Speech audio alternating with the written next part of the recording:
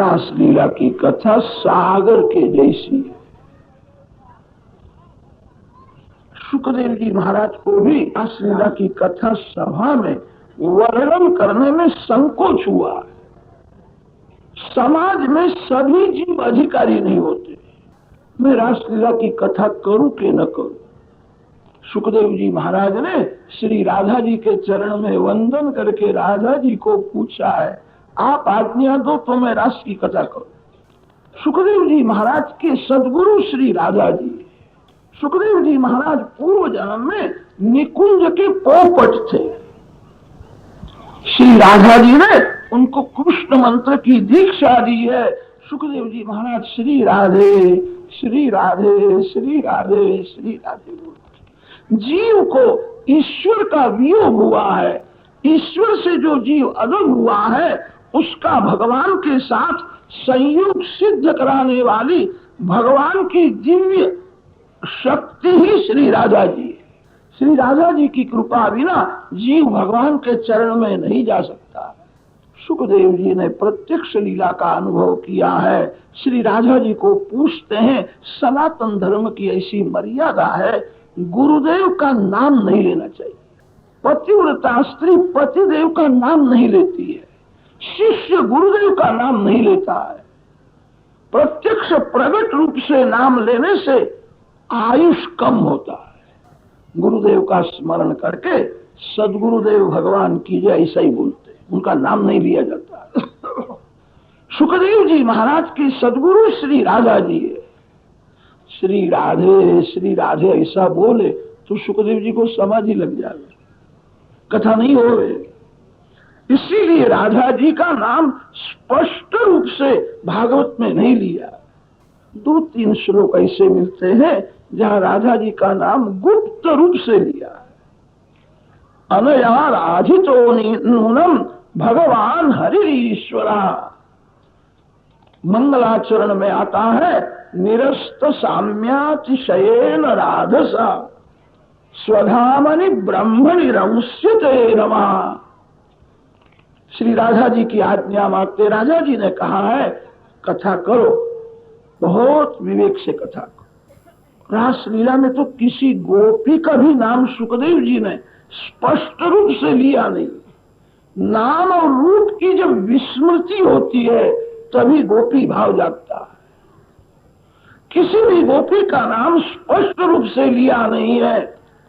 दुहंत्यो भियो काचित काश्चित दोहम मित्वा समुत्सुका। संस्कृत भाषा का जिसको ज्ञान है, लिम्पन्त्या प्रमुर्जन्त्योन्याः अंजन्त्याः काश्च लोचने व्यत्यस्त वस्त्राभरणाः काश्चित कृष्णांतिकम ययुः। ऐसे शब्द बोले हैं, किसी का नाम लेते नहीं। नाम रूप की जब विस्मृति होती है तभी गोपी भाव जागता है, तभी जीव ईश्वर का मिलन होता है। गोपियों को भगवान ने कहा था, शरद पूर्णिमा की रात्रि में मैं मिलूंगा। यह अंतिम जन्म है जिसको भगवान अपनाते हैं। यमई वैश वृणुते तेन लभ्यः एष परमात्मा यम साधकम वृणुते। जिसको भगवान अपनाते हैं, भगवान कृपा करके वासना का पर्दा जब दूर करते हैं तब जीव को रास में प्रवेश मिलता है। चीरहरण लीला में वासना रूपी पर्दा भगवान ने दूर किया है। शरीर को वस्त्र ढकता है, बादल सूर्य को ढकता है, वासना भगवान को ढकती। जीव और ईश्वर दोनों साथ में ही है। ईश्वर कहीं दूर से, जीव से दूर नहीं है। भगवान जीव को देखते हैं, जीव ईश्वर का दर्शन नहीं कर सकता। दोनों के बीच में पर्दा है, उसी को वासना कहते। जगत को प्रकाश देने वाले सूर्य नारायण है। एक छोटा सा बादल आ जावे तो सूर्य का दर्शन नहीं होता। वासना भगवान को ढकती है, वासना ही वस्त्र है। वासना रूपी वस्त्र भगवान ने कृपा करके दूर किया है। ये जीव ईश्वर का अति शुद्ध मिलन है। गोपियों का अंतिम जन्म है। रासलीला में सभी गोपियों को प्रवेश मिला नहीं है। रासलीला की बांसुरी भी सभी जीव नहीं सुनते हैं। आज भी श्री कृष्ण बांसुरी बजाते हैं। वृंदावन में बंशी वट है जहां श्री कृष्ण बांसुरी बजाते थे। भाग्यशाली कितने भक्तों को आज भी वहां बांसुरी का मधुर नाद सुनने में आता है। भगवान आज भी बांसुरी बजाते हैं, सभी जीवों को बुलाते हैं, मेरे पास आओ। आनंद किसी स्त्री के पास नहीं है, आनंद किसी पुरुष के पास नहीं है, आनंद तो भगवान देते हैं। संसार में सुख मिलेगा, दुख भोगना ही पड़ेगा। सुख भोगने से दुख की समाप्ति नहीं होती है। आनंद में परमात्मा को जो मिलता है उसी के दुख का अंत आता है। भगवान आज भी बांसुरी बजाते हैं, सभी को बुलाते हैं। जीव संसार सुख में ऐसा फंसा हुआ है, भगवान की बांसुरी सुनता ही नहीं। सवेरे बांसुरी की कथा कही थी, उसमें वर्णन आता है गाय बांसुरी सुनती है, हरनी बांसुरी सुनती है। रास की बांसुरी तो वासना का पर्दा जिसका दूर हो गया। जो जीव भगवान को मिलने के लिए लायक है, जिसको भगवान ने अपनाया है, वही रास की बांसुरी सुन सकता है। व्रज में अनेक गोपी है, व्रजवासी अनेक है, किसी ने सुना ही नहीं। रास की बांसुरी जिसका वासना का पर्दा भगवान ने दूर किया था, वही सुन सकता है। शरद पूर्णिमा के दिन भगवान बांसुरी बजा करके गोपियों को बुलाते हैं। किसी गोपी का नाम नहीं लिया है, गोपी ने बांसुरी सुनी है। श्री कृष्ण मिलन की तीव्र इच्छा ही गोपी है। गोपी बांसुरी सुनती है, दौड़ती हुई जाती है। गोपी ऋषि रूपा है। बड़े बड़े ऋषि गोपी होकर के आए हैं। ऋषियों को भी काम त्रास देता। बंगला में जो रहता है उसी को काम त्रास देता, ऐसा नहीं है। जो जंगल में रहता है, जो कंदमूल फल खाता है, ऐसे ऋषियों को भी काम कभी कभी त्रास देता है। ऋषि घबराते, क्या करे, काम बहुत बलवान है। भगवान ने काम को इतना बलवान से ही निकालना पड़ता है। जंगल में चलता था, पांव में कांटा चुभ गया, उसने दूसरा कांटा हाथ में लिया, पांव में जो कांटा चुभ गया था, कांटे को कांटे से ही निकाला, फिर दोनों कांटे फेंक दिए। काम का नाश काम से ही करना है। परमात्मा को मिलने की तीव्र इच्छा ही गोपी है। गोपी शब्द का अर्थ भागवत में ही किया है। बड़े बड़े ऋषि गोपी बन करके आए थे। रास की बांसुरी सुनते हैं, गोपी दौड़ती हुई जाती है। आज तक ऐसा था, गोपी श्री कृष्ण के पास जाती है तो किसी भी सखी को साथ में लेकर के जाती है। आज गोपी को याद ही नहीं आता है संसार में कोई है। गोपी तो ऐसा मानती है, इस जगत में मैं और मेरे श्री कृष्णम दो ही है, तीसरा कोई नहीं है। आजगमुरन्योन्यमलक्षितोद्यमाः अन्योन्यम अलक्षितः उद्यमः यासान्ताः। किसी को कहती नहीं है जगत में मैं और मेरे भगवान हम दो ही है, तीसरा कोई नहीं है। गोपी प्रेम में पागल जैसी हुई दौड़ती हुई जाती है। गोपी तो भगवान को मिलने के लिए दौड़ती हुई गई है। आप दौड़ते हुए भले न जाओ, प्रभु के मार्ग में आगे बढ़ो।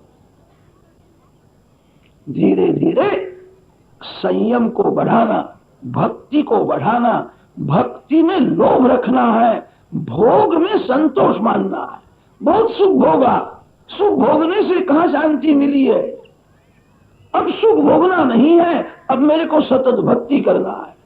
प्रभु के मार्ग में आगे बढ़ो। वेदों में वर्णन आता है, चरई वैति इंद्र चरत सखा, आगे बढ़ो।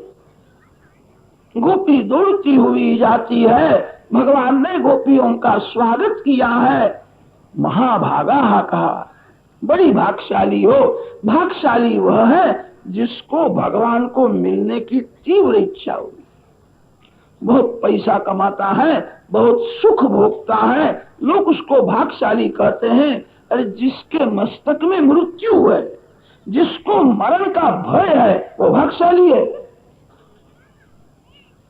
भाग्यशाली वह है जिसको भगवान को मिलने की तीव्र इच्छा है। सुखदेव जी महाराज वर्णन करते हैं, राजन गोपियों का स्वागत किया है। वृंदावन की शोभा देखो। जल्दी अब घर में जाओ, आपके पति आपकी प्रतीक्षा करते होंगे।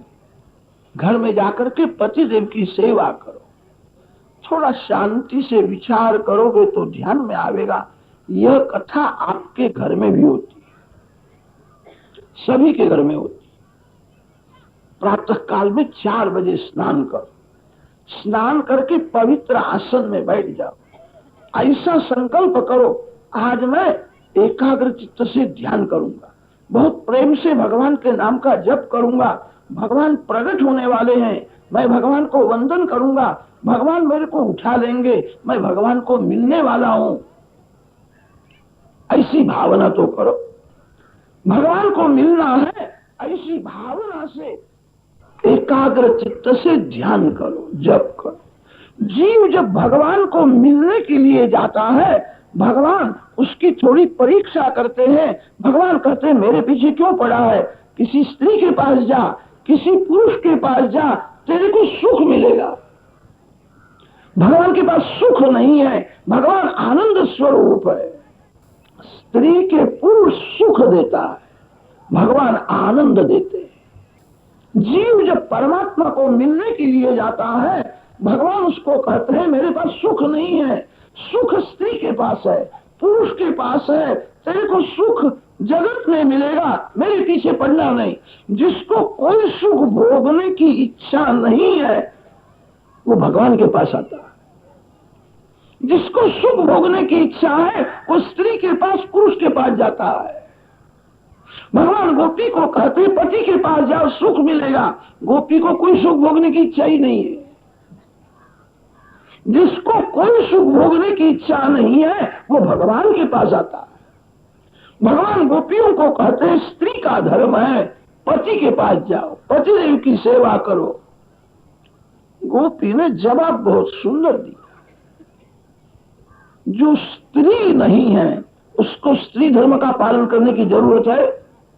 भगवान गोपियों को स्त्री धर्म समझाते हैं। स्त्री का धर्म है पति की सेवा करे, आपने स्त्री धर्म समझाया। गोपी जवाब देती है आत्मधर्म से। मैवं विभोर्हति भवान् गदितुं नृशंसम् संत्यज्य सर्व विषयांस्तव पादमूलम् भक्ता भजस्व दुरवग्रहमात्यजास्मान् देवो यथादिपुरुषो भजते मुमुक्षून्। जो स्त्री है वो स्त्री धर्म का पालन करे, जो स्त्री नहीं है उसको स्त्री धर्म का पालन करने की क्या जरूरत है। हमने सब कुछ छोड़ दिया है, इसका अर्थ निकलता है स्त्रीत्व पुरुषत्व छोड़ दिया है।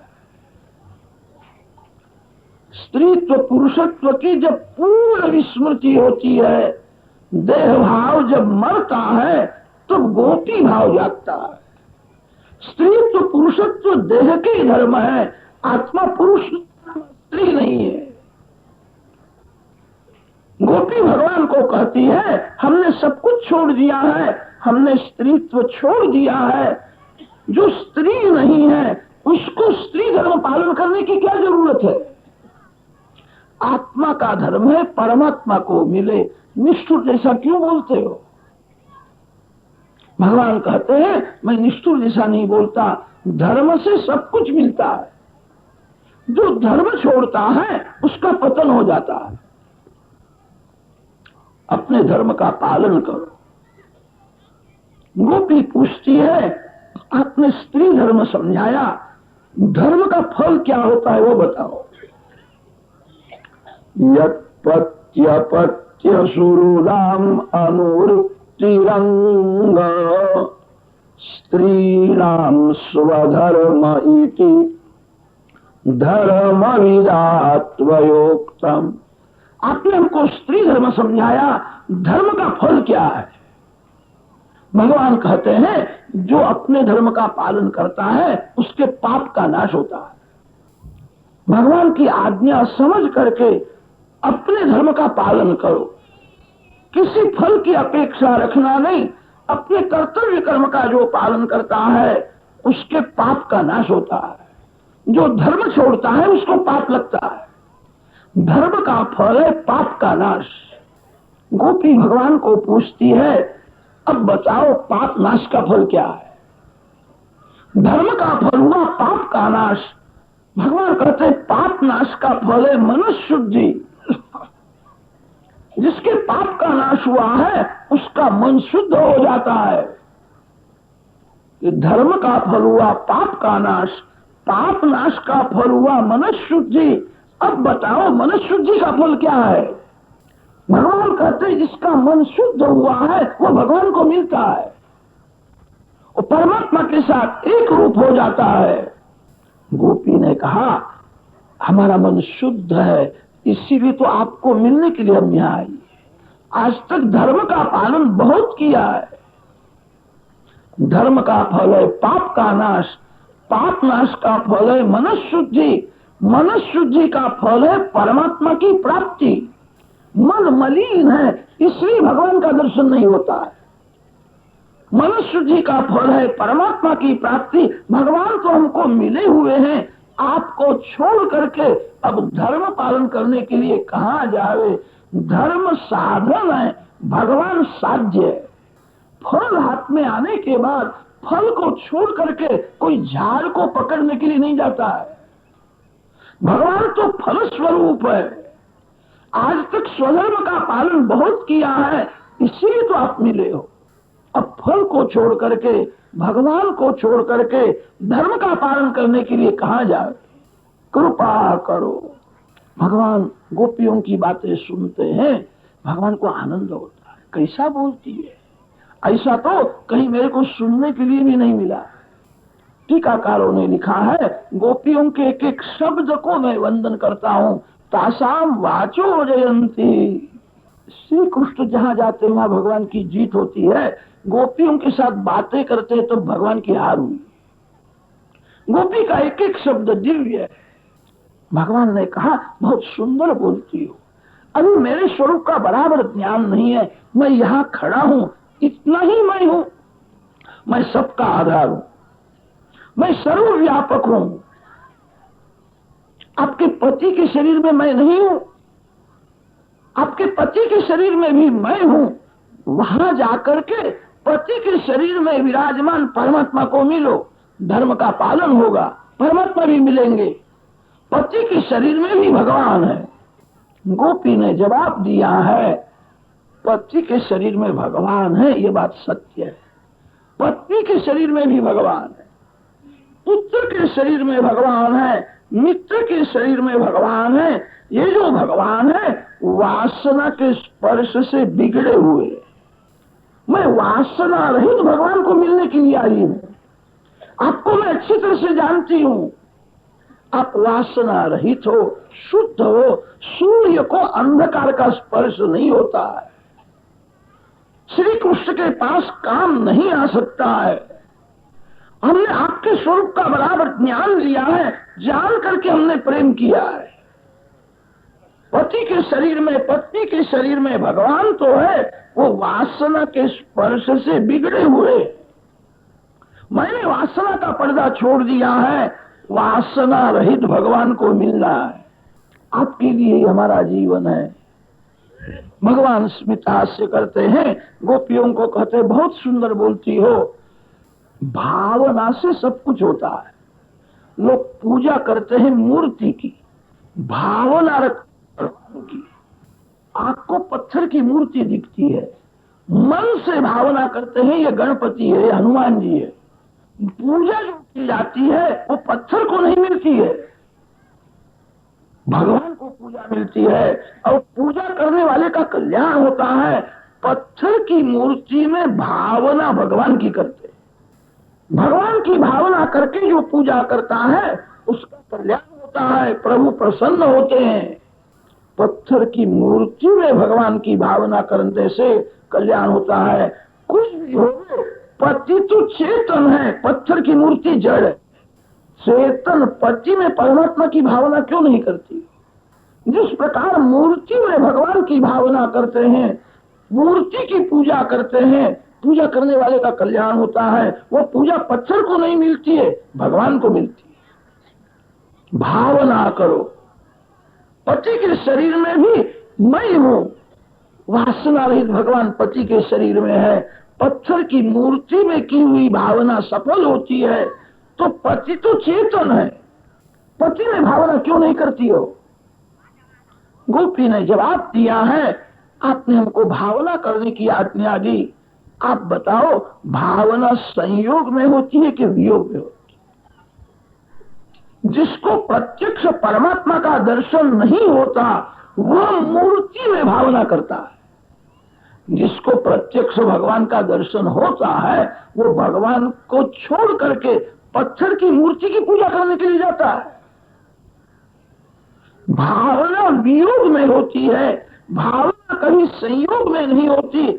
आपका जब वियोग था तब आपकी सभी में हम भावना करते थे, इसीलिए तो आप मिले हो। अब आपको छोड़ करके भावना करने के लिए कहां जावे? जिसको भगवान का दर्शन नहीं होता वह भावना करता है। भावना वियोग में होती है, भावना कभी संयोग में नहीं होती है। आप कहते हो भावना करो, कैसी भावना करे? आपका प्रत्यक्ष दर्शन हम करती है। भगवान ने कहा है क्या इच्छा है? भगवान को गोपी ने कहा मेरे को अधरामृत दे दो। अधरामृत लेने के लिए मैं आई। अधरामृत शब्द का अर्थ भागवत ने ही किया है।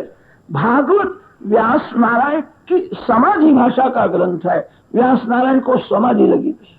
समाधि में जैसा दिखता है वैसा व्यास महर्षि बोले। भागवत में लौकिक भाषा नहीं है, समाधि भाषा है। अधरामृत शब्द का अर्थ समाधि भाषा से करना है। भागवत ने अधरामृत शब्द का अर्थ किया है। इतर राग विस्मारणम नृणाम वितर वीर नस्ते धरामृतम।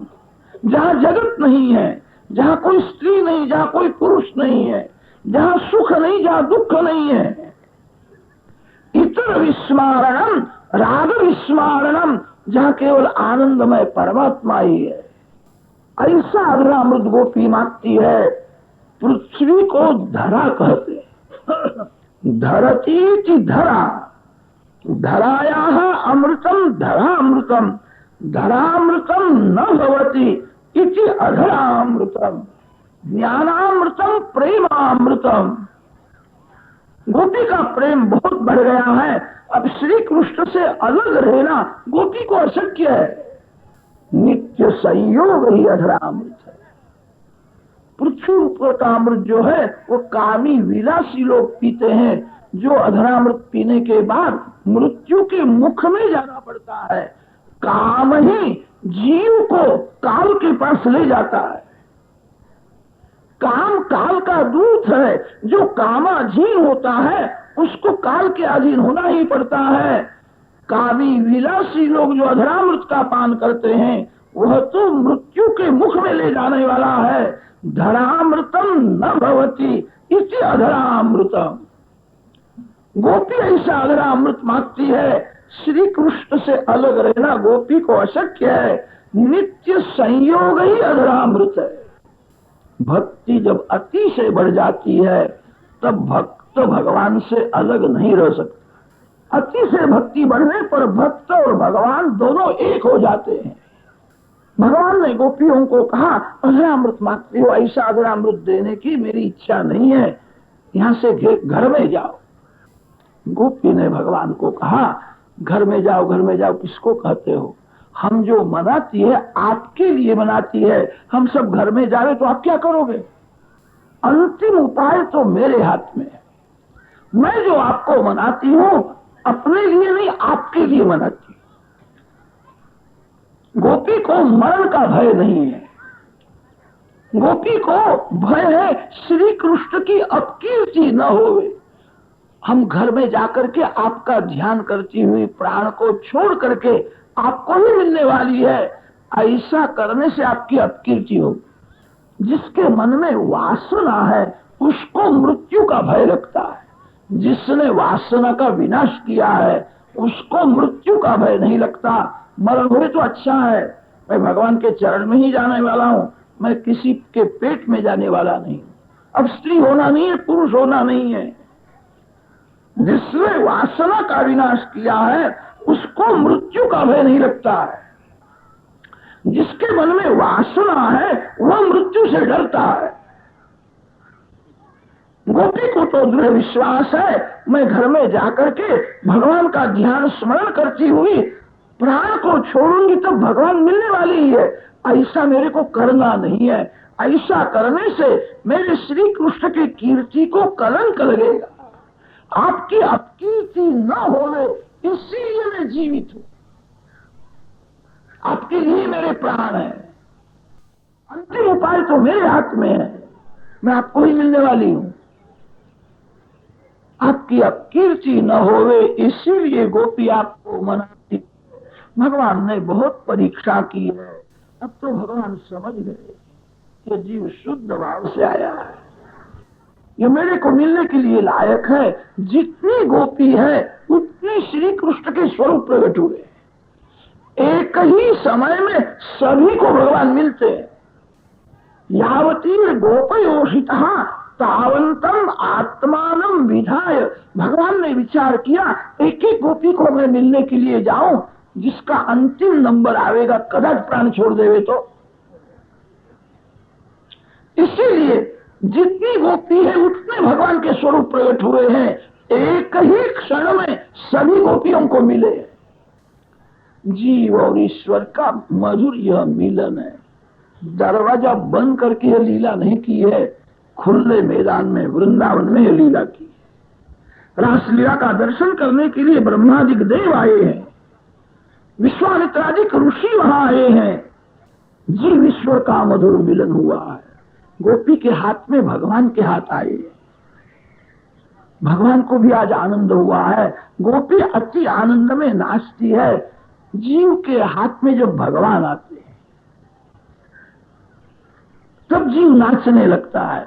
लक्ष्मी हाथ में आती है तो कितने लोग नाचने लगते हैं। जब लक्ष्मी पति हाथ में आते हैं, अब मेरे को संसार में जन्म लेना नहीं, भगवान ने मेरे को अपनाया है।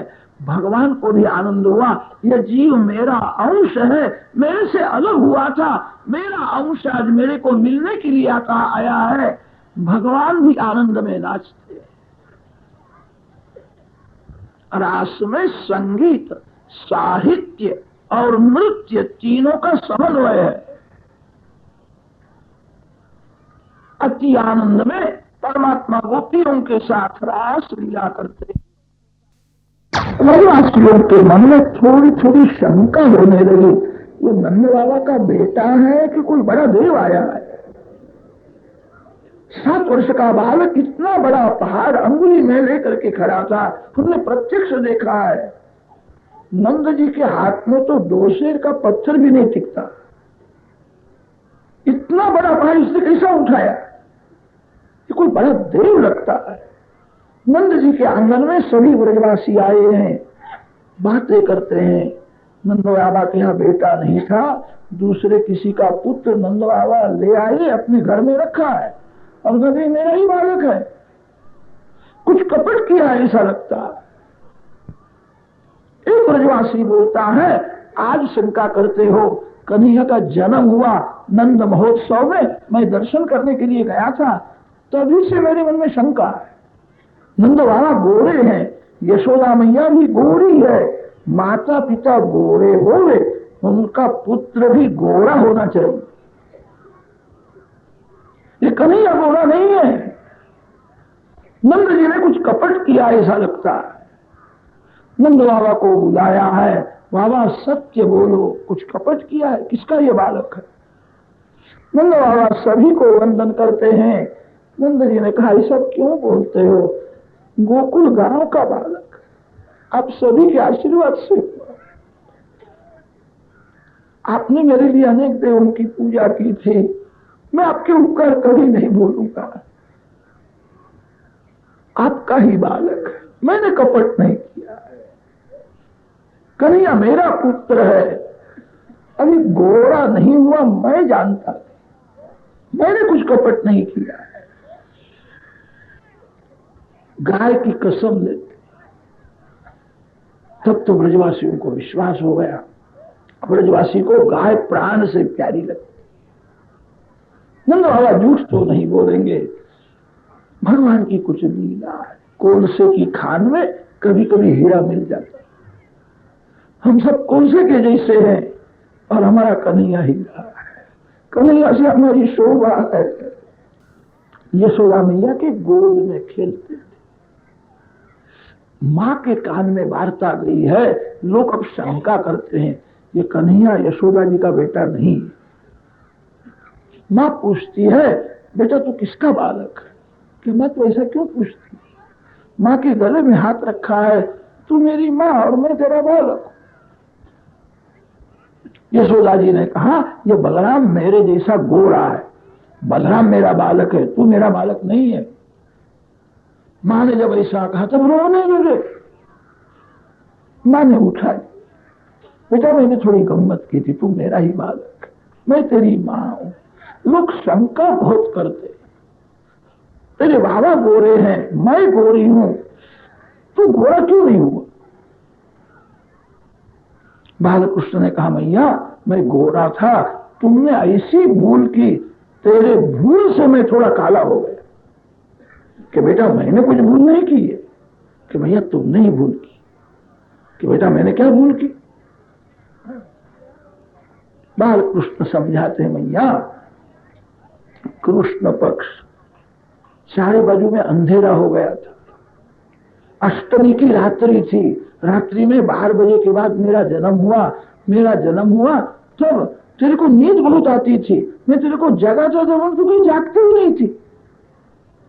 12 बजे मेरा जन्म हुआ, रात भर मैं अंधेरे में खेलता था। सवेरे 5 बजे के बाद तू उजागी, मेरे को थोड़ा अंधेरा लग गया, मैं गोरा था। रात्रि में किसी ने मेरे सामने देखा नहीं, सब लोग सो गए थे। यशोदा मैया विचार करती है, कन्हैया बोलता है बात सत्य है। 12 बजे तक हम सब लोग जागते थे, फिर तो सभी को नींद आ गई। लाला का जन्म हुआ, मेरे को बराबर खबर भी नहीं पड़ी। कन्हैया सच बताना, तेरा जन्म तेरे को याद आता है? बालकृष्ण ने माँ के कान में कहा है, मैया किसी को कहना नहीं। एक गिरिराज की गुफा में एक बड़े भारी महात्मा रहते हैं, वर्ष में एक ही बार बाहर आते हैं। वो मेरे गुरु है, मेरे को उन्होंने एक मंत्र दिया है, मैं मंत्र जपता हूं, मंत्र की एक माला करता हूं तो मेरा जन्म मेरे को याद आने लगता है। मंत्र की मैं 2 माला करता हूं तो तेरा जन्म मेरे को याद आने लगता है। मंत्र की 3 माला करता हूं तो फिर तेरे बाप का भी जन्म मेरे को याद आ जाता है। कि मेरे बाप का जन्म तेरे को कैसे याद आता है? मैं मंत्र जपता हूं, मेरे गुरु ने मेरे को मंत्र दिया। यशोदा मैया बड़ी भोली, जो सरल हृदय है उसी के हृदय घर गोद में भगवान खेलते हैं। कपट करने वाले से भगवान दूर रहते हैं। जो मानव के साथ कपट करता है वो कभी भगवान के साथ भी कपट करेगा। मैं को समझा दिया, मेरे गुरु ने मेरे को मंत्र दिया है। यशोदा मां सभी को कहती है, मेरी भूल हो गई। रात्रि में 12 बजे के बाद लाला का जन्म हुआ, रात भर अंधेरे में खेलता था, किसी ने उसके सामने देखा नहीं, सब सो गए थे। दक्षिण भारत में ज्ञानेश्वर महाराज 16 वर्ष के थे, गीता जी के ऊपर भाष्य लिखा। ज्ञानेश्वर महाराज ने कोई विषय छोड़ा ही नहीं है, कुछ बाकी रखा नहीं है, गीता जी के ऊपर भाष्य लिखा है। श्री कृष्ण श्याम क्यों है?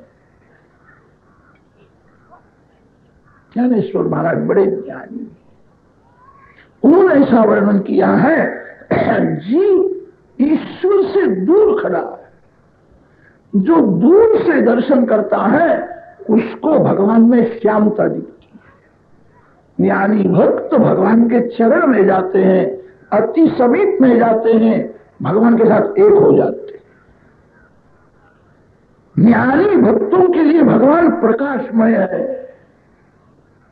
जो जीव भगवान का दर्शन दूर से करता है उसको ऐसा लगता है श्रीअंग मेघ के जैसा श्याम, इसलिए भगवान श्याम दिखते हैं। ज्ञानी भक्त भगवान के चरण में रहते हैं, एक रूप हो जाते हैं। दक्षिण भारत में श्री एकनाथ महाराज हुए, भागवत के ऊपर टीका लिखी है। एकनाथ महाराज का चरित्र बहुत दिव्य, ज्ञानी तो है, भक्त हृदय, श्री कृष्ण प्रेम में उनका हृदय पिघला हुआ ही रहता था, देह का जगत का भान नहीं, बहुत थोड़े समय तक देहभान में आते थे। एकनाथ महाराज ने वर्णन किया है, श्री कृष्ण श्याम क्यों है? मानव का हृदय काला होता है। शास्त्रों में वर्णन है, काम काला है, क्रोध लाल है और लोभ पीला है। लोभ मन में आता है तब आंख में पीला सा जाती है, क्रोध आने पर आंख लाल हो जाती है। क्रोध का रंग लाल है और काम का रंग काला है। काम हृदय में होता है, मानव का हृदय काला ही होता है, हृदय में काम है। जो श्री कृष्ण का ध्यान करता है, प्रेम से बाल कृष्ण की पूजा करता है, हरे कृष्ण कीर्तन करता है, श्री कृष्ण के साथ जो अति से प्रेम करता है, उसके हृदय की कालाश को भगवान खींच लेते। भक्त का हृदय गंगा जल जैसा अति शुद्ध हो जाता है। जो परमात्मा के साथ प्रेम करता है, उसके हृदय की कालाश को भगवान खींच लेते हैं। भक्त हृदय की कालाश भगवान फेंक देते नहीं है, अपने श्रीअंग में रखते हैं। इसीलिए मालिक का श्रीअंग थोड़ा श्याम हुआ। जय कृष्ण जय श्री कृष्ण।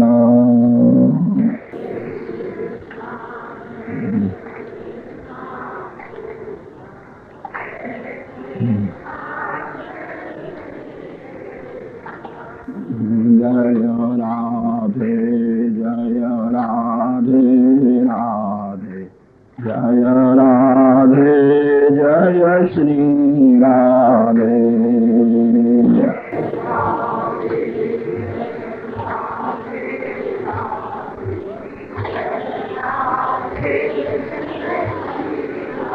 जय कृष्ण कृष्ण, जय कृष्ण जय श्री कृष्ण।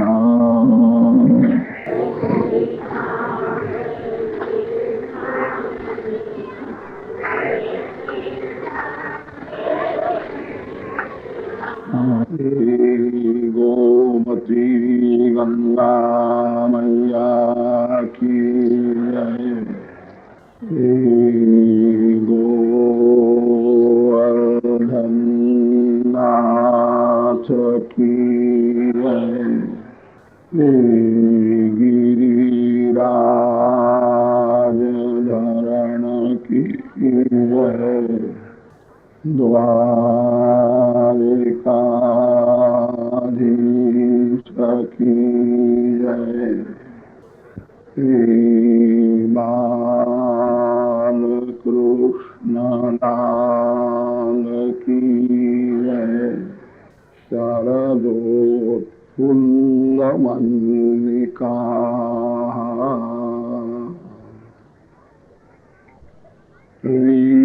पश्यन्तुं मनश्चक्रे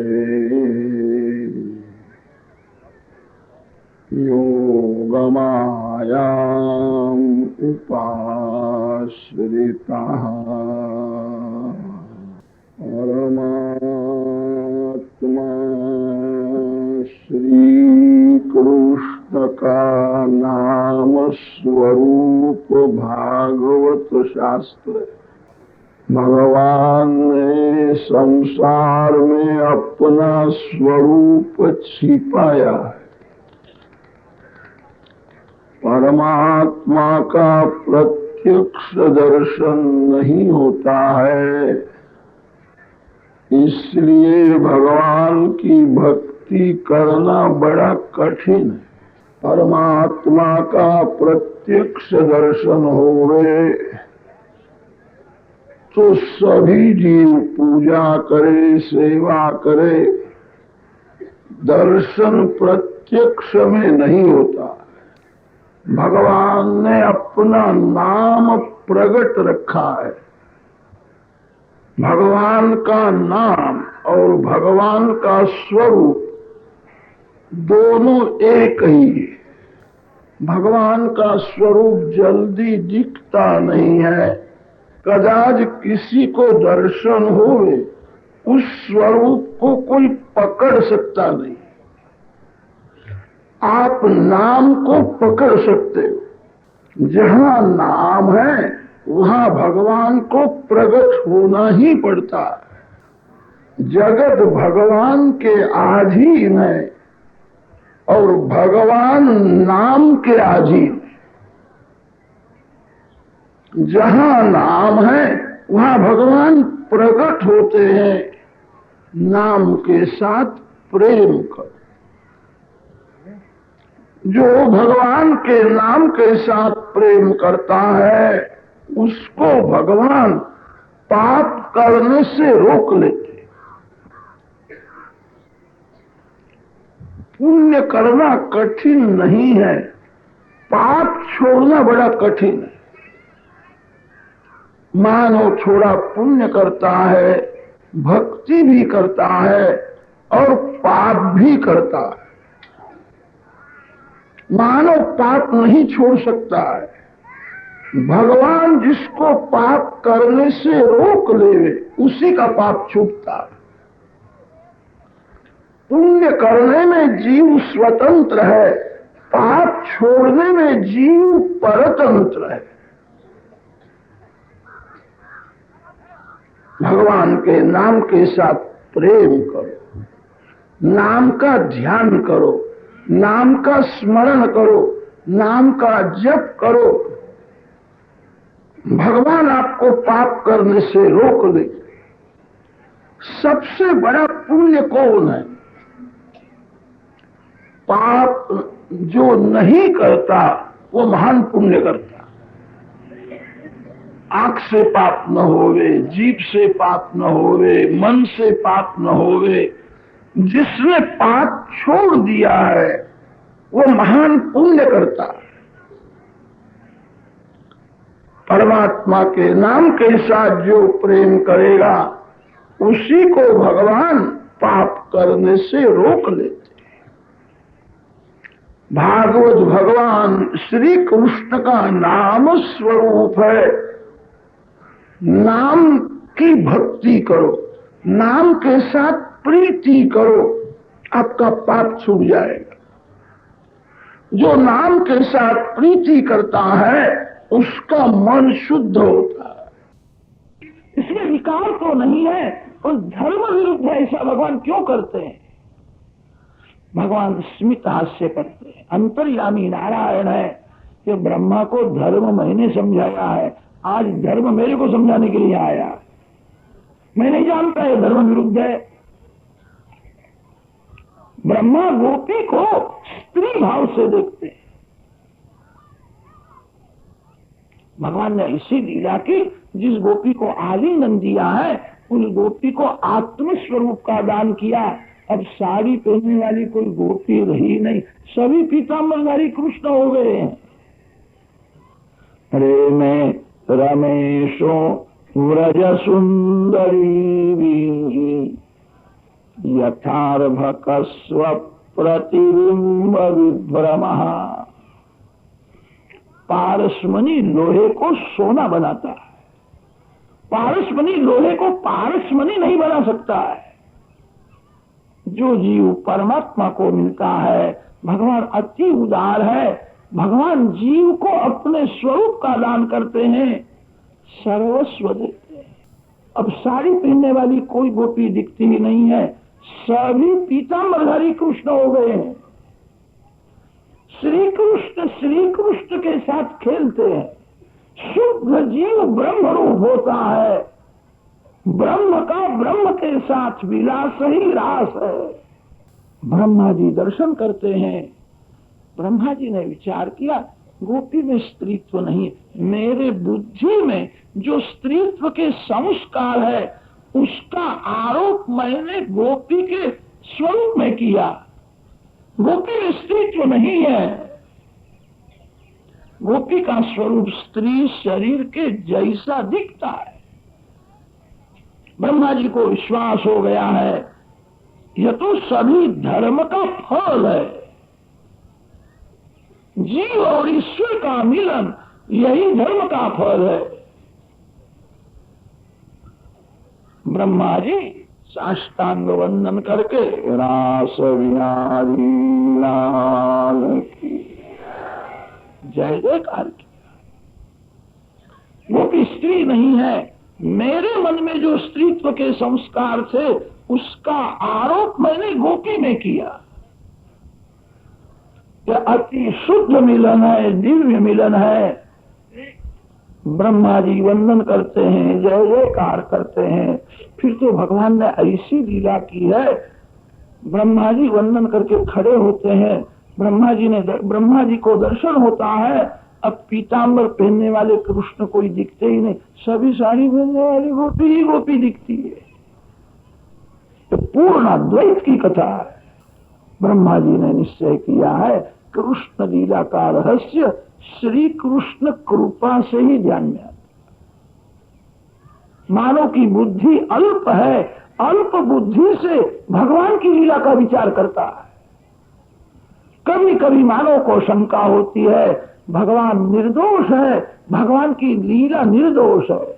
भगवान का स्वरूप, भगवान का नाम, भगवान की लीला और भगवान का धाम तत्व से चारों एक ही है। भगवान की सभी लीला निर्दोष है। मेरे बुद्धि में जो दोष था उसका आरोप मैंने गोपी के स्वरूप में किया। गोपी स्त्री नहीं है, यह अति शुद्ध मिलन है। एक गोपी और एक श्री कृष्ण का स्वरूप दिखता है। श्री कृष्ण कृपा से ही कृष्ण लीला का रहस्य ध्यान में आता है। श्री श्रीधर स्वामी ने रास लीला को नाम दिया है मदन मान भंग लीला। श्री श्रीधर स्वामी का मंगलाचरण है, ब्रह्मादि जय संरूढ़ दर्प कंदर्प दर्पहा जयति श्रीपतिर गोपी रास मंडल मंडल। कामदेव का अभिमान बढ़ गया था। कामदेव ऐसा मानने लगा था, मैं ही ईश्वर हूं, सभी को मारता हूं, सभी देव ऋषि मेरे अधीन होते हैं। कामदेव का अभिमान बहुत बढ़ गया था। एक बार कामदेव श्री कृष्ण के पास आया और श्री कृष्ण भगवान को कामदेव ने कहा, लोग आपको ईश्वर मानते हैं, मैं नहीं मानता। आप मेरे को हराओ तो मैं आपको ईश्वर मानूंगा। भगवान ने स्मित हास्य किया और कामदेव को कहा, रामावतार में मैंने तेरे को हराया है, तू भूल गया। रामावतार में कामदेव ने अनेक बार ऐसा प्रयत्न किया था, श्री सीताराम जी के मन में विकार आए, वासना जागे। अनेक बार कामदेव बाण मारता है, राम जी की जो सेवा करता है, राम नाम का जप करता है, वो कामाधीन नहीं होता। सीताराम जी को काम क्या कर सकता है? रामावतार में तेरे को मैंने हराया है, तू भूल गया। कामदेव ने कहा रामावतार में मेरी हार तो हो गई, मेरे मन में थोड़ी शंका रह गई है। रामावतार में आप मर्यादा पुरुषोत्तम थे, आपका ऐसा नियम था किसी स्त्री को स्पर्श करना नहीं, आप प्रत्येक स्त्री में मातृभाव रखते थे। राम मर्यादा पुरुषोत्तम है, मर्यादा में रह करके आपने मेरे को हराया है। भगवान ने पूछा तेरी क्या इच्छा है? सब मर्यादा छोड़ दो। खुले मैदान में अनेक गोपियों के साथ खेलो। कामदेव ने ऐसा कहा था, शरद ऋतु मेरे को बहुत अनुकूल है। शरद ऋतु होवे, पूर्णिमा होवे, मध्य रात्रि का समय होवे, खुले मैदान में रामावतार की मर्यादा छोड़ दो। मर्यादा जीव के लिए है, आप ईश्वर हो तो मर्यादा में रहने की क्या जरूरत है? मर्यादा छोड़ करके गोपियों के साथ खेलो। उस समय आकाश में खड़ा होकर के मैं बाण मारूंगा। आपके मन में विकार आ जावे तो मैं ईश्वर, आपके मन में विकार न रहे तो मैं आपको ईश्वर मानूंगा। भगवान ने कहा बेटा तेरी ऐसी इच्छा हो तो ऐसा करता हूं। शरद ऋतु है, पूर्णिमा है, मध्य रात्रि का समय है, पूर्ण चंद्र का उदय हुआ है, गोपियों के साथ भगवान खेलते हैं। उस समय भगवान ने कामदेव को बुलाया है, बेटा आ जाओ। कामदेव आकाश में खड़ा है, खड़ा होकर के कामदेव बाण मारता है। श्री श्रीधर स्वामी ने टीका में सिद्ध किया है, श्री कृष्ण को काम का स्पर्श हुआ नहीं। सूर्य को अंधकार का स्पर्श नहीं होता है। आत्मनि अवरुद्ध सौरतः योग मायाम उपाश्रितः अच्युतः आत्मा रामः, ऐसे भागवत में विशेषण आते हैं। इन शब्दों से सिद्ध किया है श्री कृष्ण को काम का स्पर्श हुआ नहीं है। मेरे अधीन होते हैं, मैं सभी को मारता हूं। कामदेव ने बहुत प्रयत्न किया है श्री कृष्ण में कुछ विकार आवे। भगवान निर्विकार अति शांत है। कामदेव की हार हुई है। रासलीला का नाम है मदन मान भंग लीला। श्री कृष्ण का यह काम विजय है। जो काम के अधीन होता है वह जीव है, जो कभी काम के अधीन नहीं होता है वही ईश्वर है। ये भगवान का काम विजय है। रासलीला की फलश्रुति भी काम विजय माना है। गोपी भगवान की स्तुति करती है। गोपी बन करके भगवान की स्तुति करो। गोपी बनो जो प्रत्येक इंद्रिय से भक्ति करता है। तब जीव को गोपी भाव जागता है। गोपी स्तुति करती है, भगवान प्रकट होते हैं। रासलीला का फल है काम विजय। विक्रीडितं व्रजवधूभिरुदञ्च विष्णोः श्रद्धान्वितोऽनुशृणुयादथ वर्णयेद्यः भक्तिं परां भगवति प्रतिलभ्य कामम् हृद्रोगमाश्वपहिनोत्यचिरेण धीरः। कामं हृद्रोगम आशु अपहिनोति। काम ही शत्रु है। व्यवहार में जीव को काम ही दुख देता है। काम ही भक्ति में विघ्न करने वाला है। श्री कृष्ण का यह काम विजय है। बहुत से संतों का ऐसा नियम होता है, रात्रि में 10 बजे के बाद स्नान करते हैं। रात्रि में ही काम मारने के लिए आता है। गोपाल जी की प्रेम से पूजा करते हैं, रासलीला का पाठ करते हुए भगवान के साथ सो जाते हैं। रासलीला का जो श्रवण मनन करेगा वह धीरे धीरे काम के ऊपर विजय प्राप्त कर सकता है। ये श्री कृष्ण का काम विजय है। रासलीला का थोड़ा भावार्थ वर्णन किया है। अरिष्टासुर व्योमासुर केसी अनेक राक्षसों का भगवान ने उद्धार किया। एक बार ऐसा हुआ, नारद जी महाराज कंस राजा के घर में गए।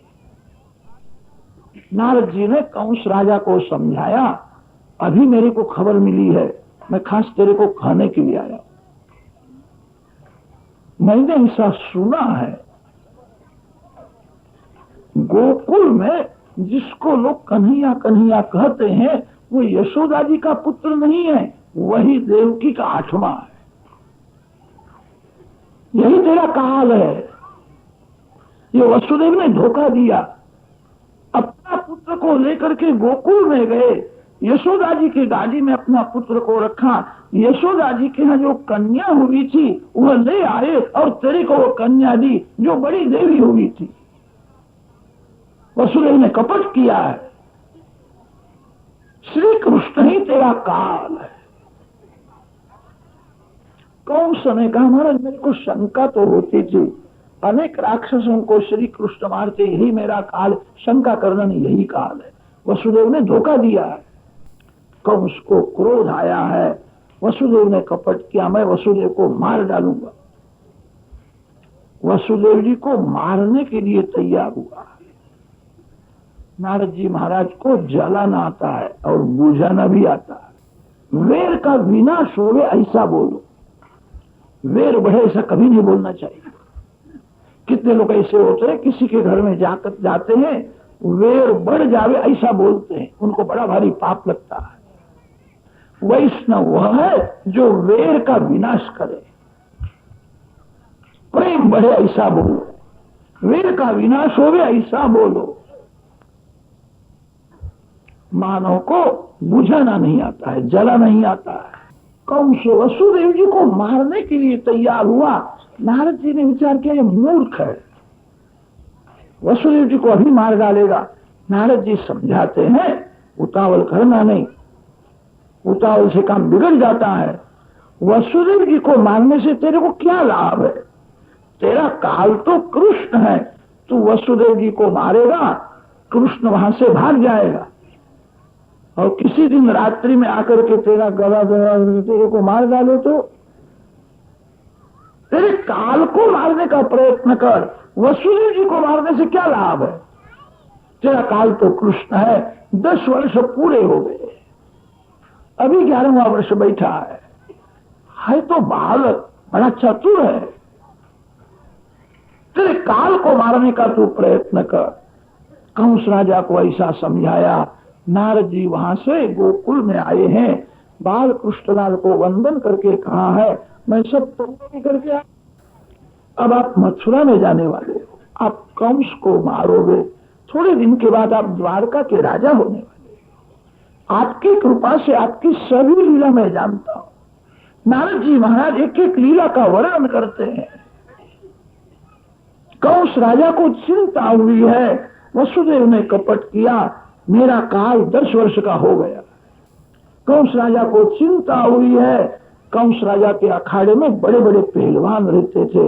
पहलवानों ने सुना कंस राजा चिंता में है, उनका शत्रु 10 वर्ष का हो गया है। बड़े बड़े पहलवान कंस राजा को मिलने के लिए कंस राजा को समझाते हैं, 10 वर्ष का बालक आपको क्या मार सकता है?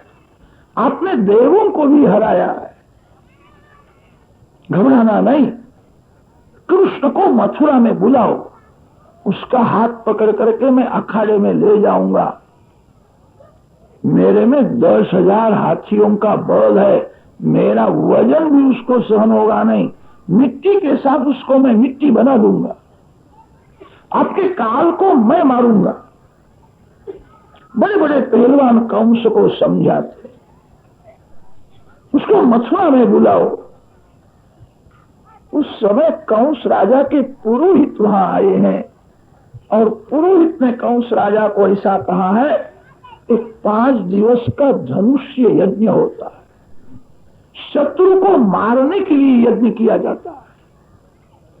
यजमान का आयु बढ़ता है और यजमान का जो शत्रु है वो जल्दी मर जाता है। 5 दिवस का यज्ञ होता है, यज्ञ बराबर होवे तो शत्रु मरता है और 5 दिवस के यज्ञ में कोई विघ्न आ जाए, यज्ञ पूरा न होवे तो फिर यजमान मर जाता है। ऐसा यज्ञ है, हम सब लोग संभालेंगे। 5 दिवस के यज्ञ में क्या विघ्न आने वाला है? अब शत्रु को मारने के लिए यज्ञ करो। पुरोहित कंस को समझाते हैं।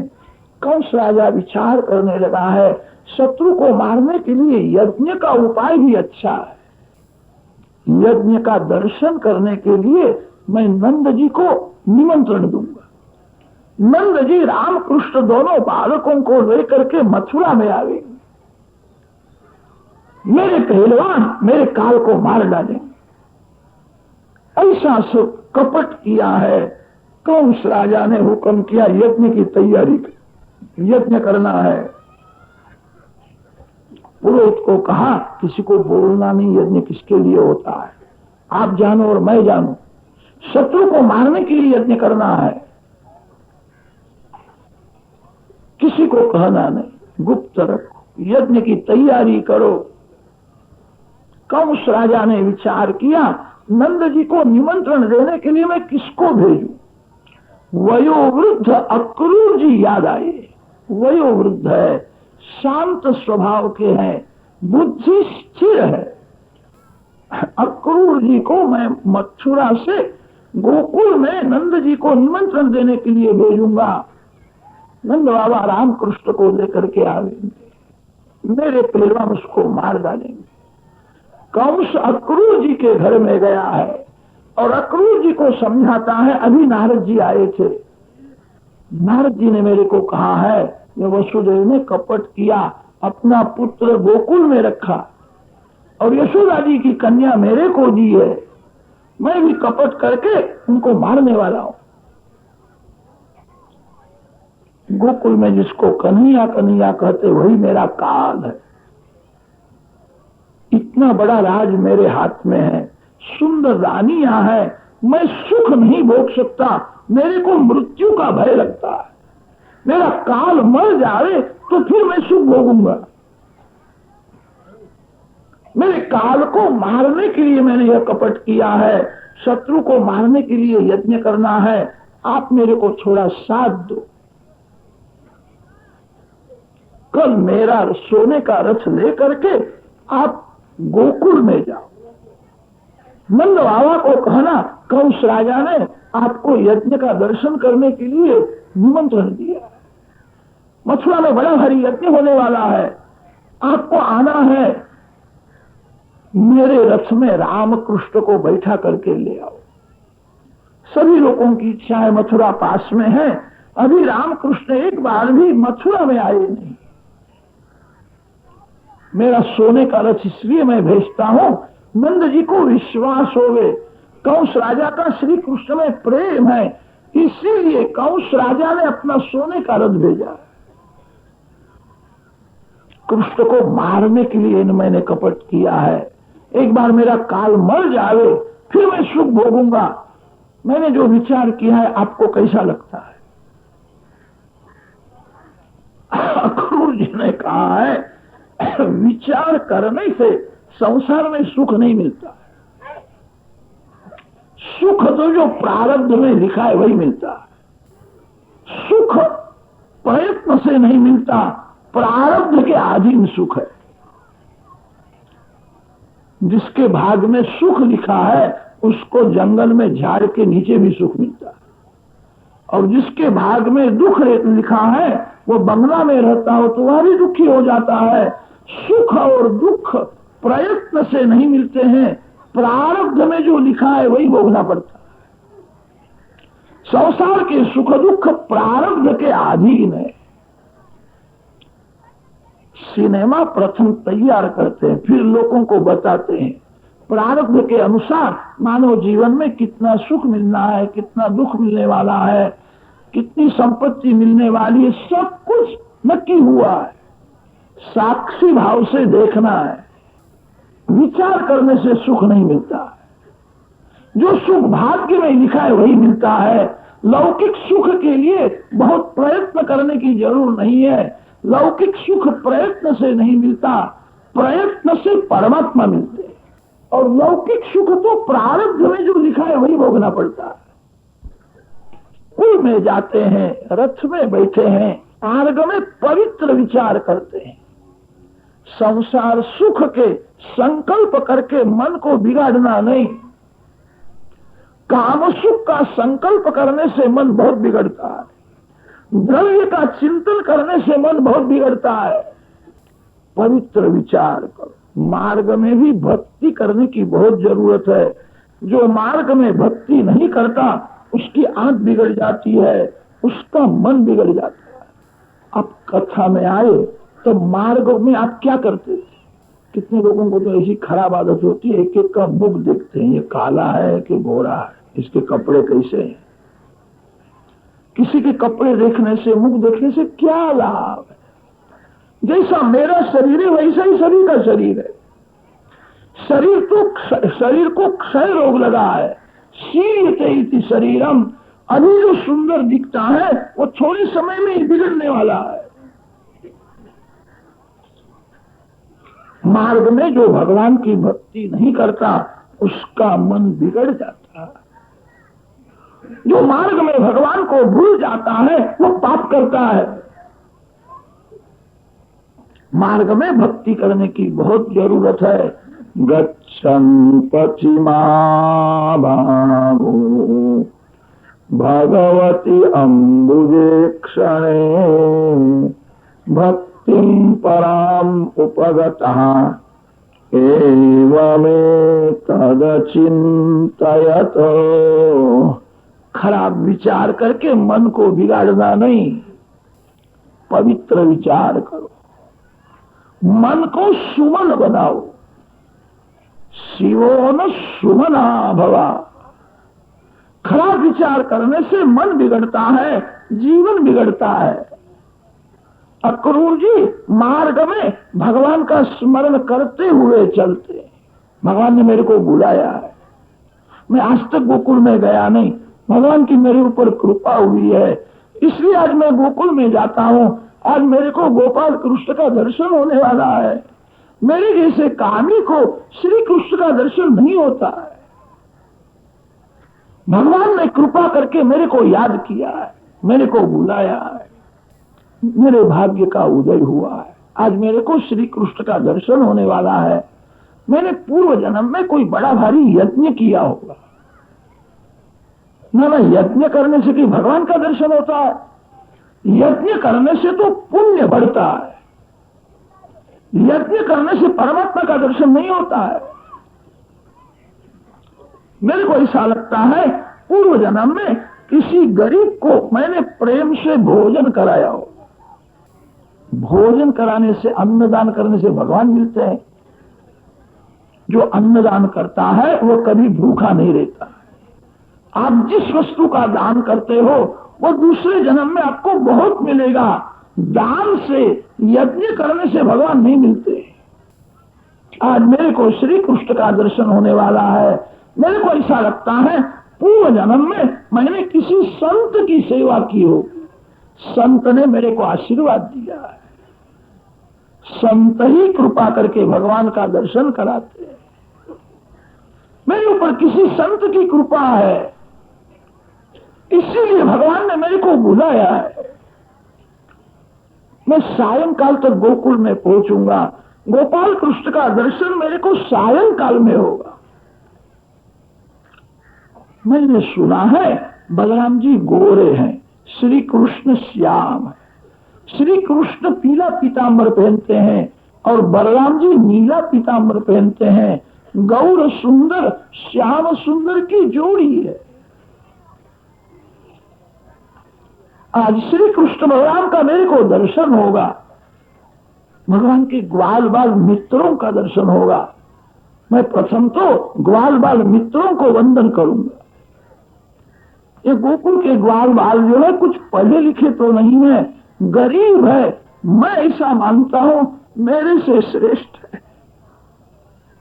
श्रेष्ठ वह है जो भगवान के साथ खेलता है, जो परमात्मा के साथ प्रेम करता है, वही श्रेष्ठ है। मलमूत्र से भरे हुए शरीर के साथ खेलने में जो सुख समझता है वह कनिष्ठ है। ये ग्वाल बाल कुछ पढ़े लिखे तो नहीं है, परमात्मा के साथ खेलते हैं। मैं उनको वंदन करूं,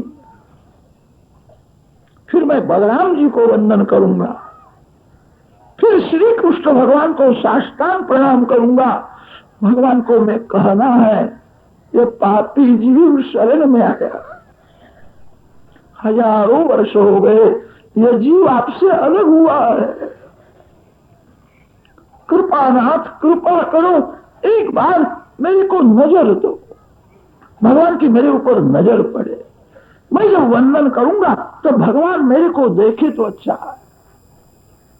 भगवान को खबर पड़नी चाहिए इस जीव को किए हुए पाप के लिए पश्चाताप हुआ है, ये जीव मेरे को शरण में आया है, मैं वंदन करूं तो भगवान की मेरे ऊपर नजर पड़ेगी। भगवान तो बहुत प्रेम करते हैं, मेरे को तो ऐसा लगता है श्री कृष्ण अपना हाथ मेरे मस्तक ऊपर रख दे।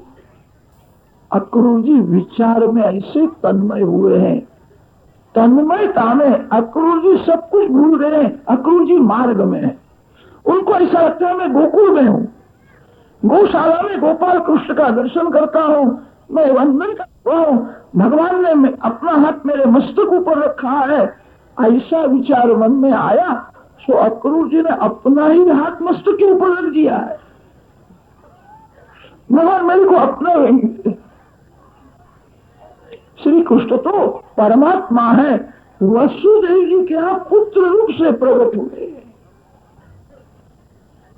मैं वसुदेव जी का मित्र हूं। श्री कृष्ण वसुदेव जी के पुत्र है, मैं लायक तो नहीं हूं, उम्र से बड़ा हूं, मैं वयोवृद्ध हूं, भगवान के पिता का मैं मित्र हूं। बहुत वर्षों से वसुदेव जी के साथ मेरा स्नेह संबंध है, भगवान के पिता का मैं मित्र हूं। मेरे को ऐसा लगता है भगवान कभी मेरा नाम लेकर के मेरे को नहीं बोला, मैं वृद्ध हूं, मेरे को काका जी कहेंगे। जब भगवान मेरे को काका जी कहेंगे तो मेरे को बहुत आनंद होगा कि जीव को मान की भूख है। जगत में बहुत मान मिलने से यह भूख शांत नहीं होती है। भगवान जिसको मान देते हैं, लोग आपको मान देवे तो राजी होना नहीं, कदाच कोई अपमान करे तो हृदय को जलाना नहीं। मान और अपमान दोनों धूल है, जगत सत्य नहीं है तो जगत में मिला हुआ मान कैसा सत्य हो सकता है? मान मिथ्या है और अपमान भी मिथ्या है। कितने लोग तो ऐसे होते हैं प्रत्यक्ष में मान देते हैं, प्रत्यक्ष में प्रशंसा करते हैं, वे ही पीछे से निंदा भी करते हैं। मान और अपमान में मन को शांत रखना है। भगवान जिसको मान देते हैं उसी का मान कायम टिकता है। आज भगवान कृपा करके मेरे को अपना लेंगे ऐसा लगता है, मेरा नाम लेकर के नहीं बोलेंगे, मेरे को काका जी कहेंगे। एक बार मेरे को काका जी कहें तो मेरा मन सुधरेगा। मेरी वृद्धावस्था है, अब ये शरीर बहुत दिन तक नहीं रहेगा। भगवान जिसको अपनाते हैं अंत काल में भगवान उसको लेने के लिए, मेरा मरण सुधरेगा, मेरे भाग्य का उदय हुआ है। अक्रूर जी पवित्र विचार करते हुए जाते हैं, नंदगांव के पास अक्रूर जी का रथ आया। जिस मार्ग से मेरे को ऐसा लगता है अभी मैं श्री कृष्ण की सेवा करने लायक नहीं हूँ, श्री कृष्ण की सेवा स्मरण करने वाले भक्तों का मैं नौकर हूँ, मैं दासानुदास हूँ। मेरे मालिक तो नंगे पांव चलते हुए गए, अब मैं रथ में नहीं बैठूंगा, रथ में से कूद पड़े हैं। रज रज में लोट पोट हुए। ये श्री कृष्ण चरण की रज है। थोड़ी पागल के जैसी दशा हुई। अति लोभी मानव पैसे के लिए पागल होता है, बहुत लोगों की खुशामद करता है, प्रशंसा करता है, तो पैसा हाथ में आता है, अति कामी जीव काम सुख भोगने के लिए पागल के जैसा हो जाता है। उसको देश काल का भी भान रहता नहीं है। पागल हुए बिना पैसा भी नहीं मिलता। पागल हुए बिना परमात्मा कैसे मिले? लोभी मानो पैसे के लिए पागल हो जाता है। अक्रूर जी का हृदय पिघला है, पागल के जैसी थोड़ी दशा हुई है। मैं अब यहाँ से साष्टांग प्रणाम करता हुआ जाऊंगा। अक्रूर जी को याद आता है, यौवन में मैं अति कामी था, जवानी में मेरा जीवन अति विलासी था। मेरे जैसे विलासी को भगवान का दर्शन नहीं हो। मैं आता हूँ, खबर पड़े तो भगवान कदा दूर जा रहे तो मेरे लिए भगवान जो कुछ करे योग्य। याद आता है, मैं अति कामी था, मैंने यौवन में पाप किया है। रोने लगे, मार्ग में बैठ जाते। याद आता है, जवानी में मेरा जीवन अच्छा नहीं था। मैं अब तो बहुत दिन हो गए, मैंने संयम रखा है, मैंने जवानी में पाप किया है, मेरे भगवान भूल गए, इसलिए भगवान ने मेरे को बुलाया है। जीव पाप करता है, भगवान भूल जाते हैं। भगवान अति उदार है, मेरे भगवान का नाम ही पतित पावन है। मेरे जैसे पापी को न अपनावे तो उनको पतित पावन कौन कहेगा? मैंने जीवन में पाप तो किया है, मेरे भगवान भूल गए हैं, मेरे को बुलाया है, अब मेरे को दर्शन होने वाला है। बहुत वर्षों से मैं अब संयम रखता हूँ। मैं प्रातः काल में ध्यान करता हूँ, प्रेम से नारायण की पूजा करता हूँ। कोई कोई वक्त कीर्तन में मैं ऐसा तन्मय हो जाता हूँ, मेरे को देह भान रहता नहीं। जवानी में तो मैंने पाप किया है, मेरे को किए हुए पाप के लिए पश्चाताप हुआ है। बहुत वर्षों से मैं भक्ति करता हूँ, भगवान कृपा करेंगे, मेरे को दर्शन होगा। ऐसा विचार मन में आता है तो आनंद होता है। अपनी करनी को याद करते हैं, मैं कैसा था,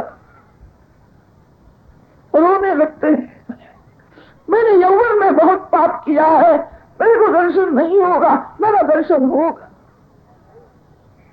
भगवान ने मेरे को बुलाया है, मैं साष्टांग वंदन करता हुआ जाऊंगा, मेरे पाप का नाश हो गए। भगवान को खबर पड़े कि जीव को किए हुए पाप के लिए पश्चाताप हुआ है। ये जीव मेरे को शरण में आता है, मैं वंदन करता हुआ जाऊंगा, प्रभु को दया आएगी। अक्रूर जी वंदन करते हुए जाते हैं। गच्छन् पथि महाभागो भगवती अम्बुजे क्षणे भक्तिं पराम उपगतः एवमेतद चिन्तयत। भगवान के लिए जो मनोरथ करो, भगवान वो सफल करते। अक्रूर जी ने संकल्प किया था, गौशाला में गोपाल कृष्ण का मेरे को दर्शन हो। मैंने सुना है बहुत प्यार करते हैं, तब गाय दूध देती है। गाय श्री कृष्ण के लिए दूध देती है, उनको गाय बहुत प्यारी लगती है। गौशाला में मेरे को दर्शन होगा, ऐसा अक्रूर जी ने विचार किया था, वैसा ही हुआ।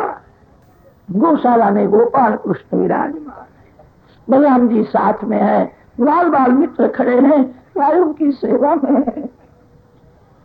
अक्रूर जी को श्री कृष्ण दर्शन हुआ है, श्री कृष्ण दर्शन में हृदय पिघला है। अक्रूर जी ने मार्ग में विचार किया था, मैं गोवालों को वंदन करूंगा, फिर मैं भगवान को कहूंगा ये पापी जीव शरण में आया। श्री कृष्ण दर्शन में हृदय पिघला है, गला भर गया है, मुख में से एक शब्द भी निकला है, सब कुछ भूल गए। श्री कृष्ण चरण में कृष्ण कन्हैया साष्टांग प्रणाम किया है।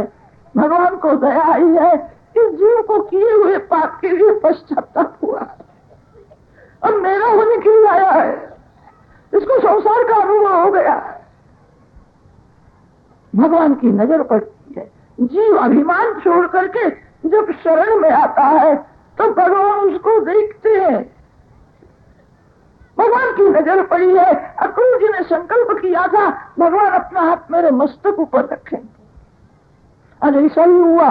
भगवान ने अपना हाथ अक्रूर जी के मस्तक ऊपर रखा। भगवान का वरदस्त जब मस्तक ऊपर आया, मेरे को अपनाया है, अब मैं भगवान का हो गया।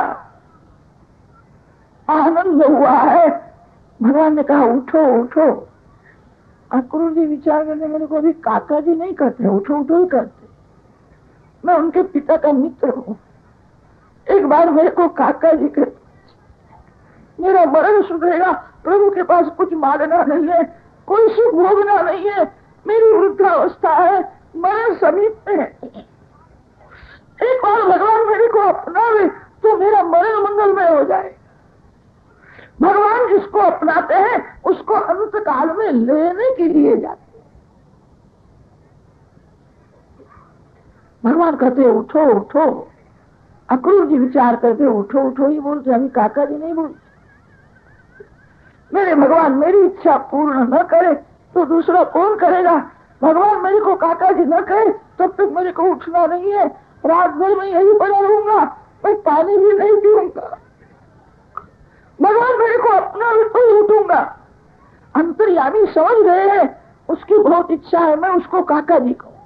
काका कहने मेरा क्या जाता है, मैं तो सभी का बालक हूं, मैं सभी का बाप हूं और सभी का दादा भी मैं ही लगता हूं। जिस भाव से भगवान के साथ प्रेम करता है उस भाव के अनुसार भगवान ही प्रेम करता है। अक्रूर जी की बहुत इच्छा है मैं वसुदेव जी का मित्र हूं, मैं वयोवृद्ध हूं। भगवान एक बार मेरे को काका जी मस्तक के ऊपर हाथ रखा है और भगवान ने कहा काका जी उठो। आनंद हुआ, मेरे को अपनाया। अब अंत काल में भगवान मेरे को लेने के लिए आवे। भगवान जिसको अपनाते हैं उसको भगवान लेने के लिए जाते हैं। अक्रूर जी खड़े हुए हैं, भगवान ने अक्रूर जी को आलिंगन दिया है। कोई भी जीव भगवान के सन्मुख जब प्रथम आता है तो भगवान को भी आनंद होता है। मेरा अंश जो मेरे से अलग हुआ था आज मेरे को लेने के लिए आया है। नंद जी ने स्वागत किया है, स्नान हुआ, अक्रूर जी का भोजन हुआ है। फिर तो अक्रूर जी गादी में बैठे हैं, नंद बाबा कुशल समाचार पूछते हैं। यादव शिवानंद में तो है, एक एक का नाम लेकर के कुशल पूछा है। अक्रूर जी ने कहा सभी आनंद में है, आपको सब लोग बहुत याद करते हैं, बहुत दिन हो गए आप मथुरा में आए नहीं हो। कल से कंस महाराज एक बड़ा भारी यज्ञ करने वाले, कंस राजा की आज्ञा से मैं आया हूं, आपको यज्ञ का दर्शन करने के लिए मथुरा में आना, मैं निमंत्रण देने के लिए आया हूं। सभी की इच्छा है, कंस राजा की भी इच्छा है। श्री कृष्ण बलराम 10 वर्ष के हो गए हैं, मथुरा पास में है, अभी एक बार भी मथुरा में आए नहीं है। सभी लोगों को देखने की बहुत इच्छा है। कंस राजा ने तो कन्हैया के लिए अपना सोने का रथ भेजा। नंद बाबा बड़े भोले, जो अति से भोला होता है उसको जगत में कहीं छल कपट दिखता ही नहीं। कंस ने रथ तो भेजा है, कपट से भेजा है। नंद जी कंस का कपट समझ सके नहीं, मेरे कन्हैया के लिए रथ भेजा, कन्हैया के लिए। नंद बाबा को आनंद हुआ है। मेरे को एक ब्राह्मण ने कहा था, कन्हैया की जन्मपत्री देख करके कहा था आपका कन्हैया नंगे पांव गायों के पीछे चलता है, उसके ग्रह बहुत अच्छे हैं, 10 वर्ष पूरे हो जाएंगे फिर राजयोग का आरंभ होता है, फिर वो गायों के पीछे नहीं चलेगा, आपके घर में कोई वाहन लेकर के आएगा, फिर कन्हैया राजा होने वाला है। मेरे को ब्राह्मण ने कहा था कंस राजा ने कन्हैया के लिए रथ भेजा है, तो मेरा कन्हैया रथ में बैठेगा। नंद जी को आनंद हुआ है। नंद बाबा ने कहा है मेरी भी बहुत दिन की ऐसी इच्छा थी कि कन्हैया को एक बार मैं मथुरा ले जाऊं, मथुरा बताऊं, आप निमंत्रण देने के लिए आए, अच्छा हुआ। मैं तो गाड़ी में बैठ करके आऊंगा, मेरे दोनों बालकों को रथ में बैठा कल मारे। मथुरा में जाने की तैयारी होने लगी है। बाल बाल मित्रों ने जब सुना है कन्हैया तो कल मथुरा में जाने वाला है, बालक नंद बाबा के पास आते हैं। नंद जी को कहने लगे बाबा मैं साथ में आऊंगा, मेरे को आना है, कन्हैया के बिना मैं नहीं रह सकता, बाबा अकेला कन्हैया जावे तो उसको कौन संभालेगा, उसका हाथ पकड़ करके मैं चलूंगा। बाबा कन्हैया से मैं 4 वर्ष बड़ा हूं, मैं कन्हैया को संभालूंगा। जो जगत को संभालता है उसको ये ब्रजवासी प्रेम से संभाल। बाबा मैं कन्हैया के बिना नहीं रह सकता, मेरे को आना है।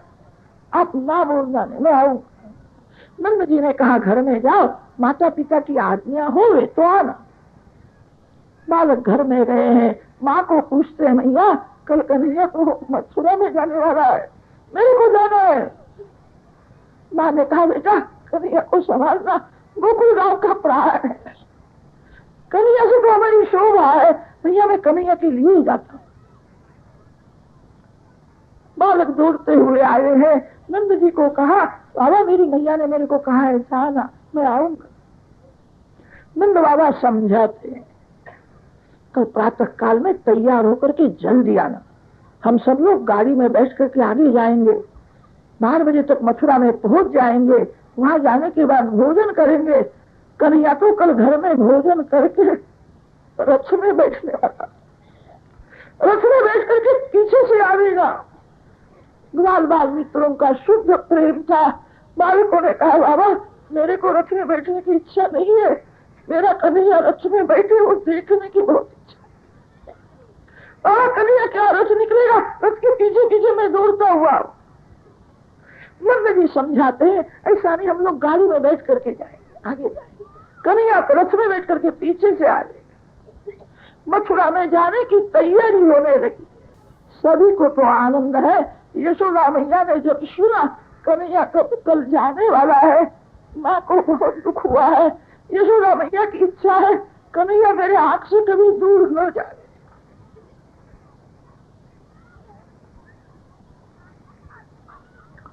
यशोदा मैया नंद बाबा को समझाती है कल आप मथुरा में जाने वाले, क्या मथुरा में जाओ, मेरे लाल को ले जाओ,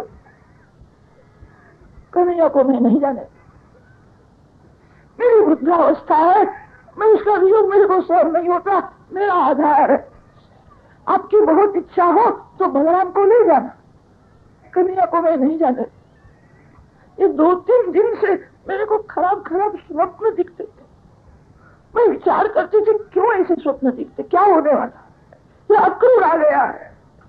आप तो अक्रूर के साथ बहुत प्रेम से बातें करते हो, वो अक्रूर जो आया है वो मेरे को काल के जैसा दिखता है। मेरे बाल पृष्ठ को यहाँ से ले जाए, यहाँ से जाने के बाद जल्दी नहीं आए, मैं लाला को नहीं जाने। कन्हैया जागता है तो उसको भूख लगती है, मैं बहुत मनाती हूँ तो थोड़ा सा खाता है। मथुरा में जाने के बाद मेरे बाल पृष्ठ को कौन बनाएगा, प्रातः काल में उसको कौन देगा, मैं लाला को नहीं जाने। नंद जी समझाते हैं अब 10 वर्ष का हो गया है, कितने दिन तू घर में रखे, बाहर का ज्ञान होना चाहिए। मैं तेरे को सत्य कहता हूँ अब कन्हैया हट करे तो भी अब मैं उसको गायों के पीछे नहीं जाने दूंगा। वृद्धावस्था हो गई है, कन्हैया को गोकुल का राजा बनाना है। कंस बड़ा राजा है, कंस राजा के साथ परिचय होगा, काम में आएगा। कंस राजा ने कन्हैया के लिए सोने का रथ भेजा। जहाँ अति से प्रेम है वहाँ अनिष्ट की शंका होती है। यशोदा मैया को भय लगता है कंस ने क्यों बुलाया है, कंस दुष्ट है, उसकी दानत अच्छी नहीं होगी, ये रथ देख करके भूलना नहीं, मैं लाला को नहीं भेजा। नंद जी ने कहा मैं कल कन्हैया को ले जाऊं, कंस राजा का निमंत्रण है, मैं न ले जाऊं तो कंस राजा को क्रोध आवेगा, वेर करेगा। यशोदा मैया पूछती है कब आवेगा, मैं साथ में जाने वाला हूँ, 7-8 दिन तक हम मथुरा में रहेंगे, कन्हैया को मैं मथुरा बताऊंगा, मेरे बाल कृष्ण को अपने साथ घर में ले आऊंगा। नंद बाबा जानते नहीं है मथुरा में जाने के बाद क्या होने वाला, मैं कन्हैया को साथ में ले आऊंगा।